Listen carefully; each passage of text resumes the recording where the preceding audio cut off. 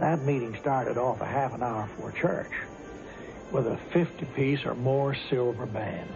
Then you got two big choirs, one on each side, and a song service. They would almost make your hair stand on it. I mean, that thing would just rock. And then, over on the side, Sister McPherson would walk down there was a long ramp that led down to the platform. She usually carried a bouquet of roses, huge bouquet of roses, and she walked to the platform and walked out, and I thought, that's the most beautiful woman I ever saw in my life. It was the height of the Roaring '20s, and Los Angeles was a sprawling boom town. Cars clogged the roads, oil rigs dotted the landscape, housing subdivisions sprouted in the middle of bean fields. The movie industry accentuated the prevalent Roaring '20s atmosphere of fast living. And only ruin and the heartbreak and the home break lay in the direction of backsliding. Amy spoke out against this wide-open living, but she also tried to replace its tempting diversions with her own. She held her audience transfixed for hours each Sunday with a display of music and song. But the centerpiece was her illustrated sermon, a biblical or topical story she would tell with the aid of elaborate sets and costumes. She wrote music to go with her sermons, hymns and musical pageants and sacred operas. Every week, she held a faith-healing service.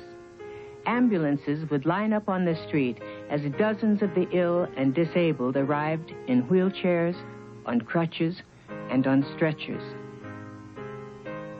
Many scoffed and branded Amy a charlatan, but those who believed became unswerving followers.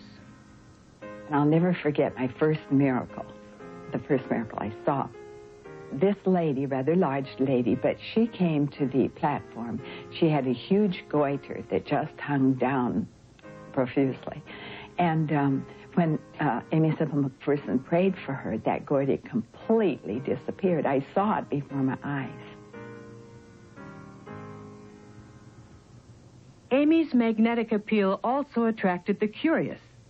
Then, as members of other churches defected to Amy's, ministers began to see her as a threat. Her chief rival was the popular Bob Schuller, a fierce hellfire and brimstone Methodist preacher. Fighting Bob published an entire pamphlet condemning Amy's flamboyant preaching. He called her a fraud, a she-wolf in sheep's clothing, but one, he said, who was the greatest advertising genius and publicity specialist on the earth. We thought, she shouldn't take that. That's not the truth, what he's saying. But she would just get up and she'd say, let's pray for Dr. Bob, you know. Let's pray for him. Fighting Bob had won much of his success by playing upon the insecurities and ugly prejudices of his time, launching virulent attacks against Catholics and Jews. Amy welcomed all people, regardless of their race or faith. Newly arrived Angelinos especially embraced her joyous message, renewed health and prosperity in this life, as well as salvation in the next. Her soothing words set her apart from other evangelists of the time, who emphasized guilt, fear, and denial. She knows how to be compassionate with people because she was crushed and bruised and heartbroken. She was a woman who just ran over with compassion. Do you live in the castle of broken dreams where giant despair and his dark lord teems? Are your fabrics of life torn and tattered?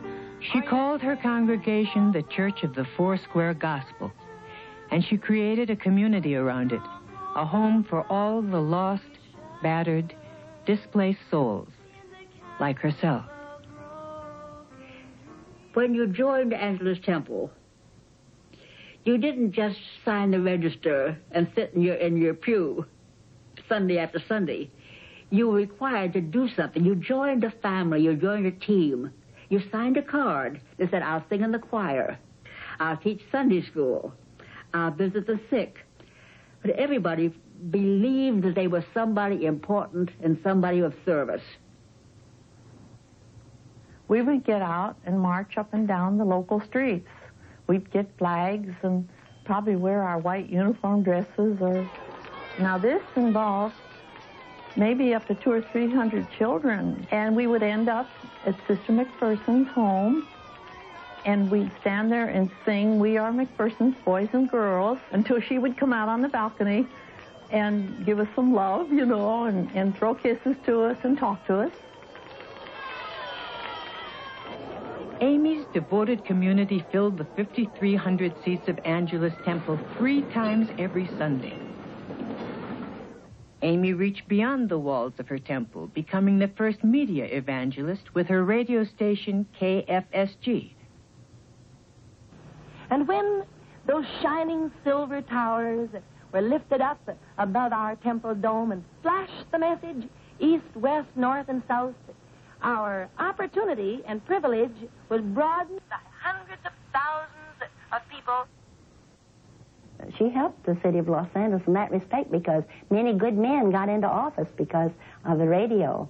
And they knew that if they appeared on her program, that they would get a lot of votes, too. She was very influential. Amy's church services became a major Los Angeles tourist attraction.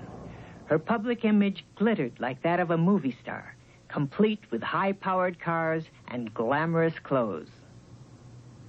I thought it was magnificent. Oh, I thought it was classy. Some people didn't think a minister ought to have it that way, but we liked it. We think she just looked beautiful.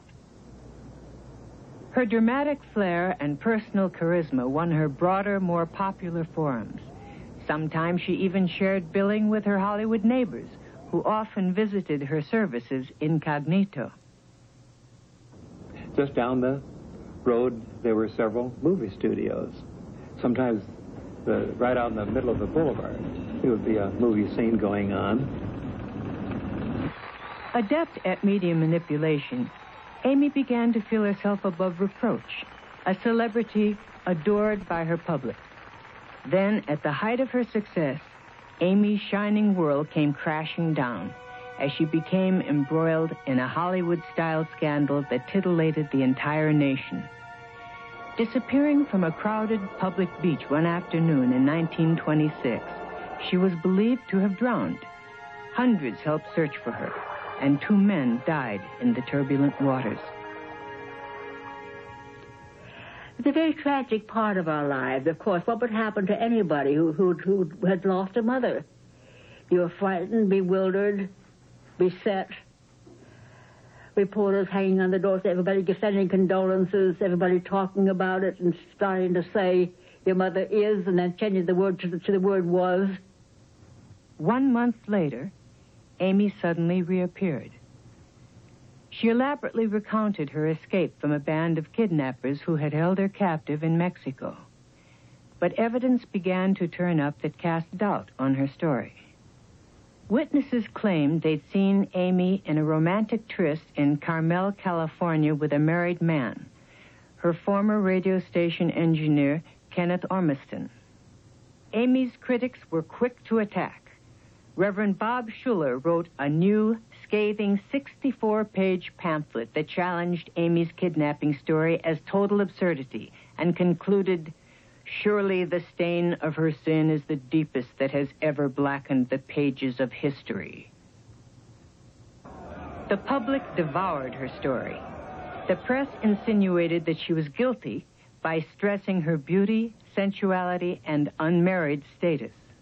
The district attorney mounted an investigation. He threatened to charge Amy with conspiracy to produce false testimony. They had nothing. She was innocent. And I might say this never bothered the church. If anything, it pulled the church together.